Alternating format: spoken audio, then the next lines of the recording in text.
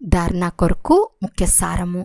First point, ఉదయమే లేచి బాబాతో మధురంగా మాట్లాడాలి. ప్రతిరోజు ఖుషి అను ఖురాక్ అంటే విటమిన్ తింటూ అతీంద్రియ సుఖాన్ని అనుభవం చేయాలి.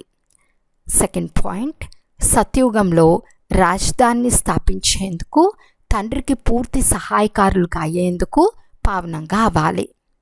స్మృతి ద్వారా వికర్మలు వినాశనం చేసుకోవాలి. భోజనం కూడా శుద్ధతతో తయారు చేయాలి. వరదానము, దివ్య గుణాలను ఆహ్వానించుట ద్వారా సర్వ అవగుణాలను ఆహుతినిచ్చే సంతుష్ట ఆత్మాభవ.